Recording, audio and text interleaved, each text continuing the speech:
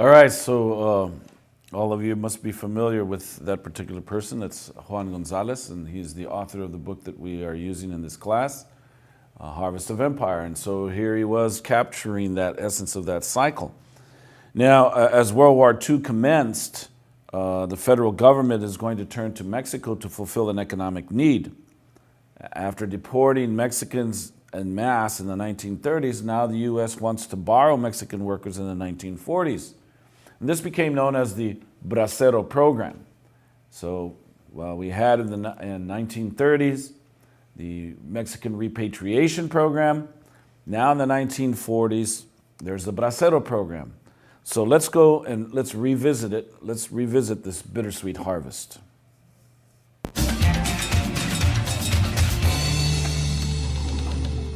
The Bracero Program, which brought millions of Mexican guest workers to the United States, ended more than 4 decades ago.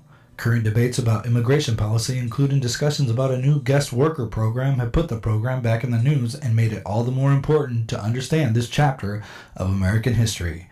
Yet while top U.S. and Mexican officials re-examine the Bracero Program as a possible model, most Americans know very little about the program, the nation's largest experiment with guest workers. Indeed, until very recently, this important story has been inadequately documented and studied, even by scholars.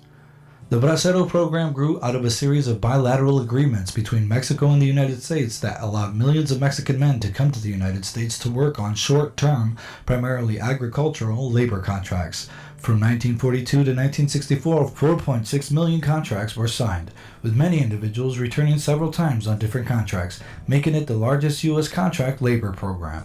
An examination of the images, stories, documents, and artifacts of the Bracero Program contributes to our understanding of the lives of migrant workers in Mexico and the United States, as well as our knowledge of immigration, citizenship, nationalism, agriculture, labor practices, race relations, gender, sexuality, the family, visual culture, and the Cold War era.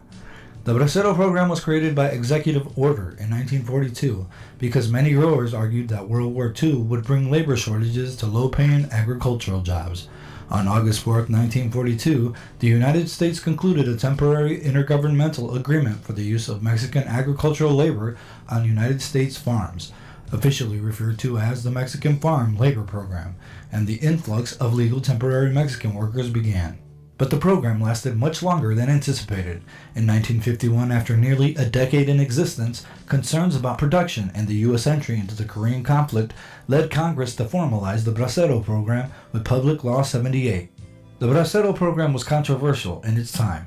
Mexican nationals desperate for work were willing to take arduous jobs at wages scorned by most Americans.